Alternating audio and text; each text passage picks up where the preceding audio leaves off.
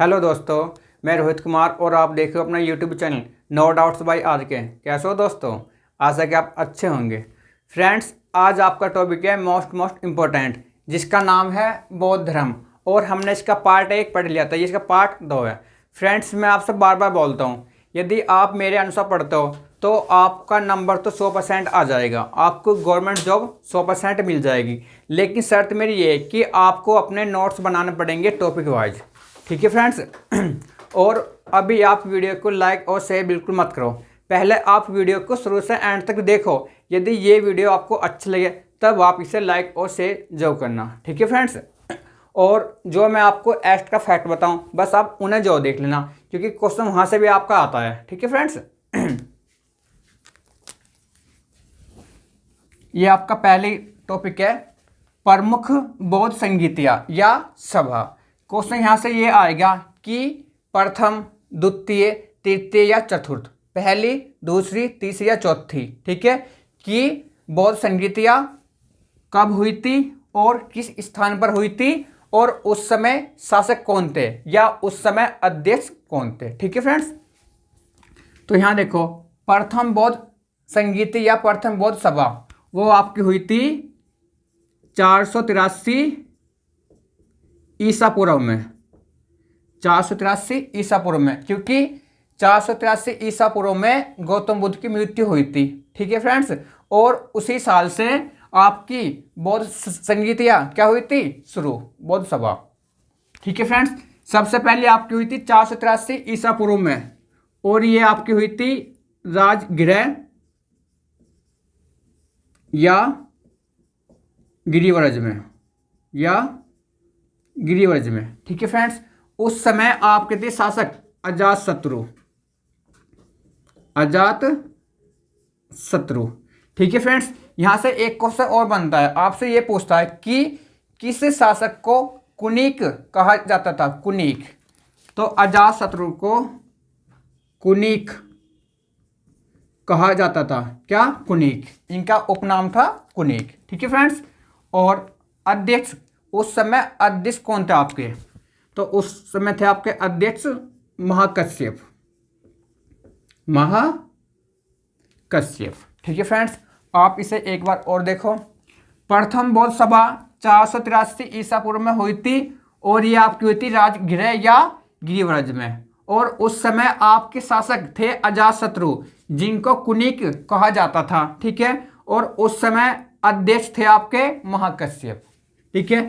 दूसरी बौद्ध संगीति उसके 100 साल बाद हुई थी। ये तो आपकी हुई थी 483 ईसा पूर्व में, और ये आपकी हुई थी 383 ईसा पूर्व में। ठीक है। आप जानते हो ईसा पूर्व आपका उल्टा चलता है और ईसवी आपका सीधा चलता है। ठीक है। और ये आपकी हुई थी वैशाली में। ये आपकी हुई थी वैशाली में। और उस समय जो आपके थे ना राजा, ये थे आपके कालाशोक, मतलब कि शासक कालाशोक। ठीक है फ्रेंड्स, कालाशोक।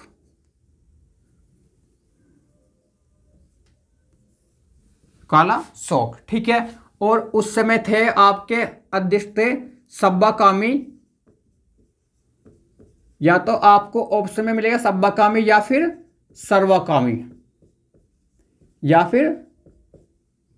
सर्वकामी, यहां से एक क्वेश्चन और बनता है कि काकवर्ण या काकवर्णक किस शासक को कहा जाता है। अभी हाल ही फिलहाल में एक क्वेश्चन पूछा था कि काकवर्णक किस शासक को कहा जाता है, तो ये आपके है कालाशोक। तो इनको काकवर्ण या काकवर्णक कहा जाता है। ठीक है, काकवर्ण या काकवर्णक। एक बार तो दिया था ये आपका काकवर्ण, और एक बार दिया था आपका ये काकवर्णक। ठीक है फ्रेंड्स। नेक्स्ट, तीसरी बौद्ध संगीति आपकी 250 या 255 ईसा पूर्व में हुई थी। कहीं तो आपको ये देगा 250 और कहीं ये आपको देगा 255 ईसा पूर्व में। ठीक है। और ये आपकी हुई थी पाटलिपुत्र में। ठीक है फ्रेंड्स। पाटलिपुत्र पटना का पुराना नाम, तो ये था आपका पटना का पुराना नाम। पटना का पुराना नाम। ये क्वेश्चन भी आपका पूछा गया कि पटना का पुराना नाम क्या है आपका, पाटलिपुत्र। ठीक है फ्रेंड्स, और ये आपका है पटना, बिहार में, बिहार की राजधानी है, जो आपका गंगा नदी के तट पर है पटना। देखो, और उस समय आपके शासक थे अशोक। तीसरी बौद्ध संगीति के समय आपके थे शासक अशोक। ठीक है फ्रेंड्स, यहां से एक क्वेश्चन ये आता है कि किस राजा को या किस शासक को देवनाम प्रिय या प्रियदर्शी कहा जाता है, तो अशोक को। इनका उपनाम था देवनाम प्रिय या प्रियदर्शी, या प्रियदर्शी।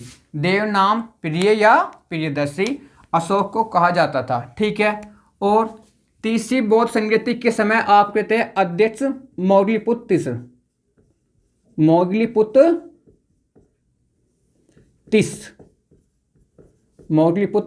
तीस, तीसरी बौद्ध संगीति के समय अध्यक्ष। ठीक है फ्रेंड्स, नेक्स्ट है आपका चौथी, कि चौथी बौद्ध संगीति आपकी कब हुई थी, तो आपकी ये हुई थी, या तो आपको मिलेगा 72 ईसा पूर्व, या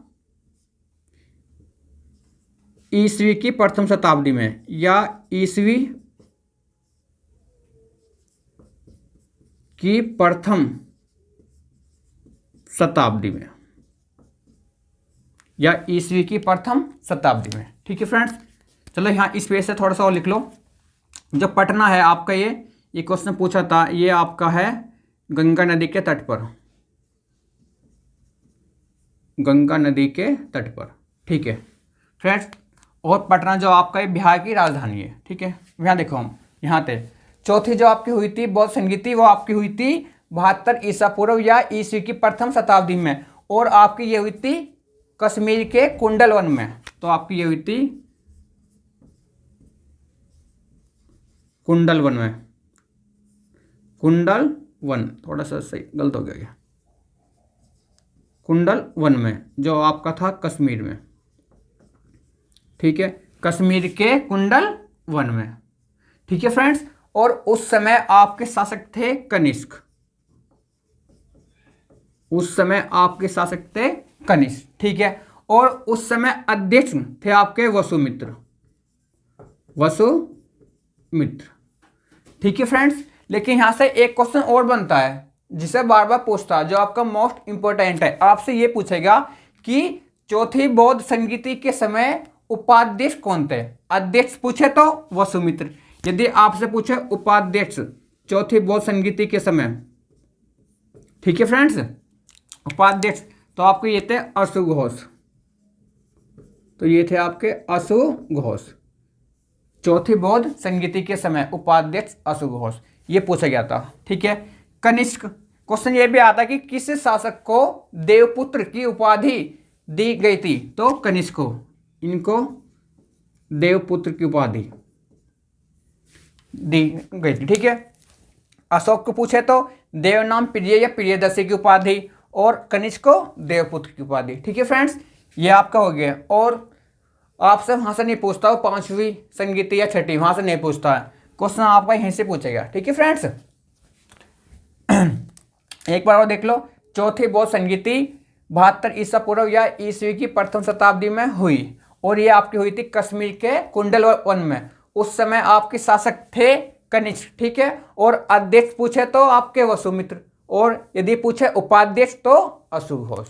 ठीक है फ्रेंड्स, नेक्स्ट टॉपिक है गौतम बुद्ध के जीवन से संबंधित बौद्ध धर्म के प्रतीक। यहां से भी आपका एक क्वेश्चन उठ रहा है, कमल या आपका सांड, ये आपका जन्म का प्रतीक है। लेकिन यहाँ देखो, सांड को इंग्लिश में क्या बोलते हैं, बुल। तो कई बार आपसे ये पूछता है कि बुल का संबंध गौतम बुद्ध की किस घटना से है, तो जन्म से। ठीक है, या जो बुल है उसका संबंध है गौतम बुद्ध के जन्म से। ठीक है, कमल और सांड, सांड या बुल या वृषभ या बैल, चारों का अर्थ एक ही है। ठीक है फ्रेंड्स, कहीं तो वो आपको देगा बैल, कहीं वो आपको देगा वृषभ, कहीं आपको देगा बुल, और कहीं देगा सांड। नॉर्मली वो आपको क्या देता है, बुल। नॉर्मली वो आपको देगा बुल, ठीक है। कमल और जो आपका बुल या सांड है, इसका संबंध है गौतम बुद्ध के जन्म से, गौतम बुद्ध के जन्म से, ठीक है फ्रेंड्स। थोड़ा सा यहाँ इसके बारे में और लिख लो, जो मैंने आपको बता दिया था कि गौतम बुद्ध का जन्म 563 ईसा पूर्व में कपिलवस्तु के लुम्बिनी ग्राम में हुआ, जो कि आपका नेपाल देश में है, जिसकी राजधानी काठमांडू में है। लिखो आपसे भी 563 ईसा पूर्व में, ठीक है। और ये आपका हुआ था कपिलवस्तु के लुम्बिनी ग्राम में, कपिलवस्तु के लुम्बिनी ग्राम में, ठीक है, जो आपका नेपाल देश में है, जो आपका नेपाल देश में है, और जिसकी राजधानी काठमांडू है, और जिसकी राजधानी काठमांडू है, ठीक है फ्रेंड्स। एक बार और समझो, कमल और सांड गौतम बुद्ध के जन्म का प्रतीक है, जिनका जन्म 563 ईसा पूर्व में हुआ था कपिलवस्तु के लुम्बिनी ग्राम में, जो आपका नेपाल देश में है, जिसकी राजधानी काठमांडू है। नेक्स्ट, स्तूप, ठीक है। जो स्तूप प्रतीक है, ये आपका है मृत्यु का, ये आपका है मृत्यु का, ठीक है। गौतम बुद्ध की जो मृत्यु है उसका प्रतीक है स्तूप, ठीक है फ्रेंड्स। अब समझो इनकी मृत्यु कब हुई थी, ये मैंने आपको बता दिया। 483 ईसा पूर्व में हुई थी कुशीनगर में, जो आपका उत्तर प्रदेश में है, ठीक है फ्रेंड्स। और जब इसे आपकी क्या होती है बोस संगीतिया 483 ईसा पूर्व से। फ्रेंड्स सॉरी, थोड़ी मेरी तबीयत डाउन हो रही है आज। इनकी मृत्यु हुई थी 483 ईसा पूर्व में, ठीक है। और ये आपकी हुई थी कुशीनगर में, कुशीनगर में, ठीक है। और उस समय आपका ये मल्ल राज्य की राजधानी था, मल्ल राज्य की राजधानी उस समय, मल्ल राज्य की राजधानी। और कुशीनगर आपका है उत्तर प्रदेश में, ये आपका है उत्तर प्रदेश में, ठीक है फ्रेंड्स।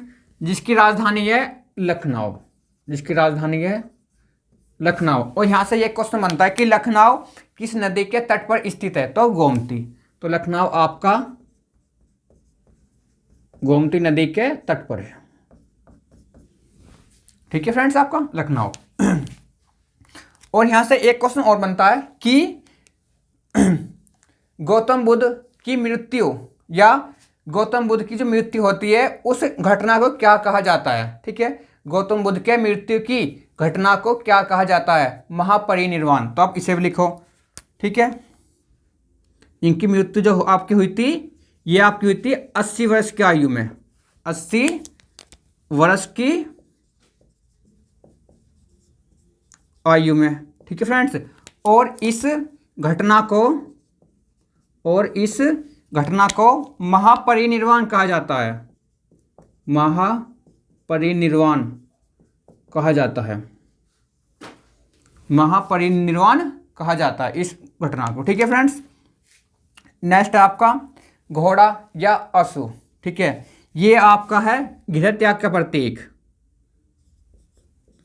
यह है आपका गृह त्याग का प्रतीक, ठीक है फ्रेंड्स, गृह त्याग का प्रतीक, ठीक है फ्रेंड्स। क्वेश्चन यहां से ये आता है कि गौतम बुद्ध ने गृह त्याग किस आयु में किया था, ठीक है फ्रेंड्स।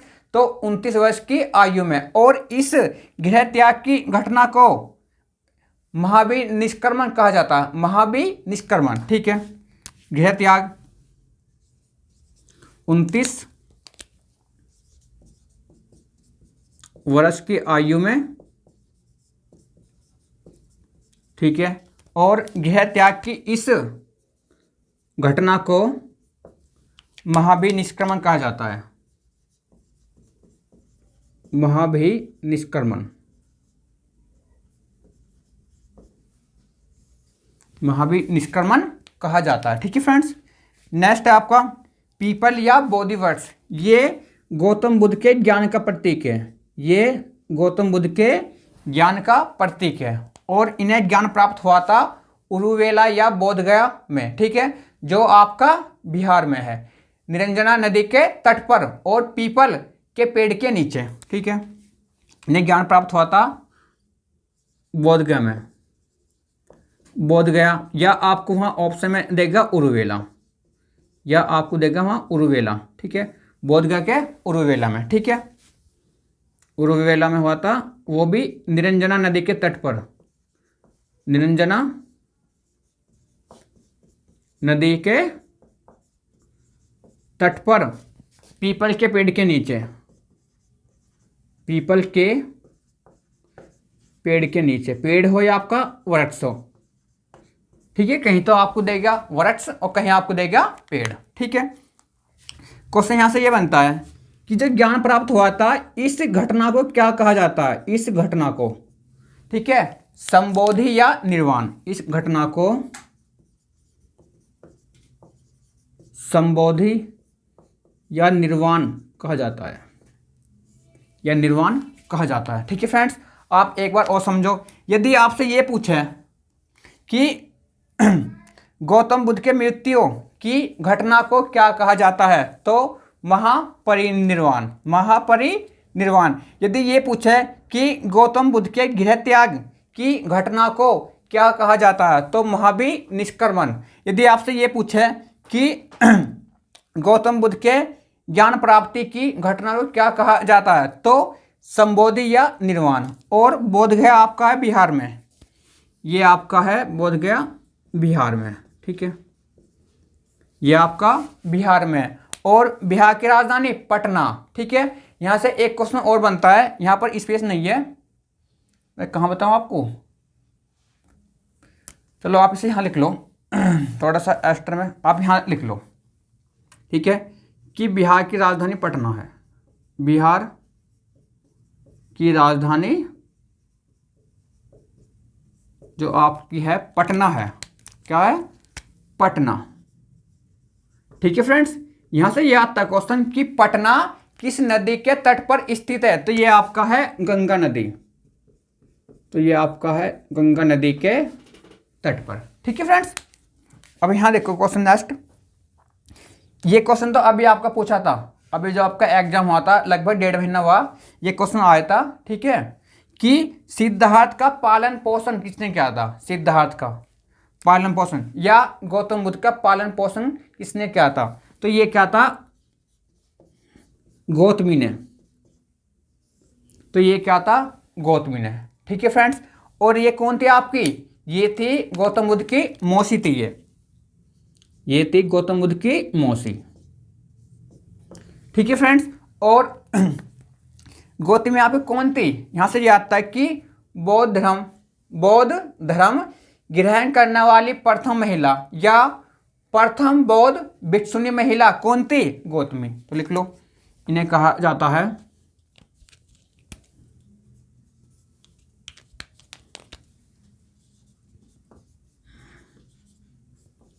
बौद्ध धर्म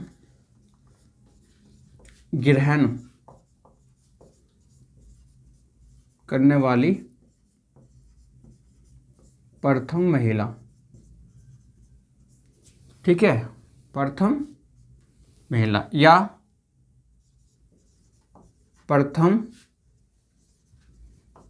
बौद्ध भिक्षुणी महिला, भिक्षुणी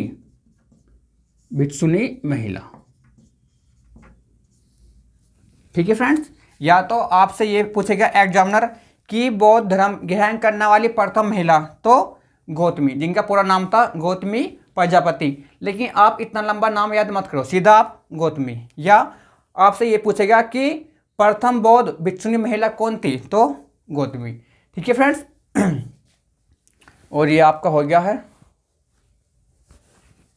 ठीक है फ्रेंड्स। और अभी यहां से एक क्वेश्चन आपको और पूछा था बौद्ध धर्म से कि मिलिंद पन्हो क्या है आपका, तो आप इसे लिख लो कहीं, स्पेस तो है नहीं, तो आप यहां लिख लो इसे